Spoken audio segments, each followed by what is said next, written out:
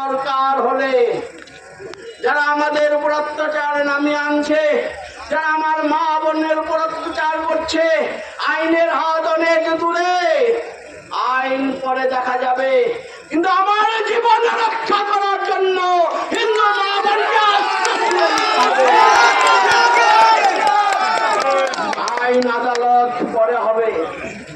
যে বিভৎসতা তারা বাংলাদেশে হিন্দুদের উপর দেখিয়েছে, একবার কল্পনা করুন, একটা পরিবারে ছোট ছোট শিশু, তাদেরকে মেরে ফাঁসি কাস্টে ঝুলানো হচ্ছে, স্বামীর সামনে একজনের উপরে 10 জন একসাথে বলাৎকার করছে, গলা টিপে মেরে তাকে ফাঁসিতে ঝুলানো হচ্ছে। দৃশ্য দেখে মা বাবা চিৎকার করে যাচ্ছে আর কেনে হিসছে আমার মাকে দৃষ্টান্ত সৃষ্টি করেছে বাংলাদেশ।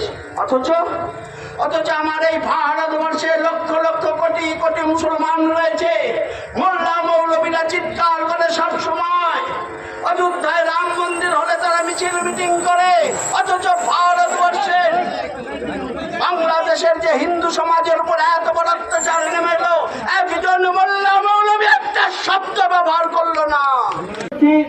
আপনারা জানেন যে আমাদের পার্শ্ববর্তী যে রাষ্ট্র বাংলাদেশ, সেই রাষ্ট্রে কিছুদিন থেকে যেভাবে ছাত্র আন্দোলনের নামে, স্বাধীনতা আন্দোলনের নামে যে ঘটনা ঘটেছে, আমরা প্রত্যেক ভারতবাসী, আমরা যারা সনাতনী ধর্মের লোকেরা রয়েছি, আমরা যারা হিন্দুরা রয়েছি, আমরা সোশ্যাল মিডিয়ার মাধ্যমে, আমরা মিডিয়ার মাধ্যমে তারা আমরা প্রত্যক্ষ করেছি যে বাংলাদেশে ছাত্র আন্দোলনের নামে কিভাবে লুটপাট করেছেন, এবং সেই আন্দোলনের নামে আমাদের সেখানকার যারা হিন্দু সনাতন ধর্মের লোকেরা রয়েছে, তাদের মঠ মন্দির আগুন দিয়ে জ্বালিয়ে দেওয়া হয়েছে, সেই মঠ মন্দির ভাঙচুর করা হয়েছে, সেখানে হিন্দুদের উপরে নির্যাতন চলছে, নির্যাতন করা হয়েছে, যেটা আমরা এখানে যারা উপস্থিত আছি আমরা সবাই প্রত্যক্ষ করেছি কিভাবে আমাদের হিন্দুদের উপর অত্যাচার করা হয়েছে।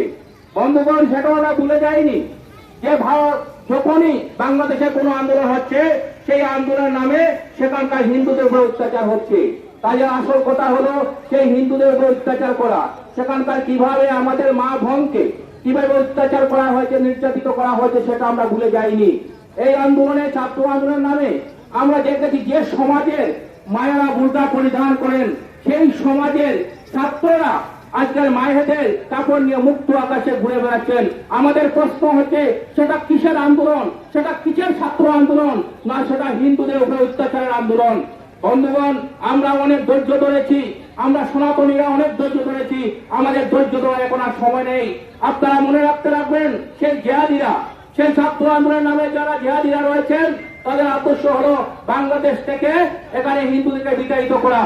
আমরা আজকে যারা মহাবিশ্বের পা মেলাবো, আমরা অংশগ্রহণ করবো, আমরা প্রায় প্রত্যেকেই, আমি না হলে আমার বাবা না আমার ঠাকুরদা, আমরা সবাই ধর্ম নির্যাতিত হয়ে আমরা এই দেশে এসেছি। আমরা যারা রয়েছে পূর্বপুরুষরা, সেখানে আমরা ভুলে যাইনি আমাদেরকে কিভাবে অত্যাচার করেছেন সেই সমাজের লোকেরা। আর আজকেও আমাদের যারা ভাই বোনরা রয়েছেন, আমাদের সমাজের যারা রয়েছেন, তাদের উপর সেই আন্দোলন অত্যাচার চলছে। বন্ধুগণ, আমাদের প্রতিবাদী শুধু মিছিল করলে চলবে না, আমরা তা রুখে দাঁড়াতে হবে।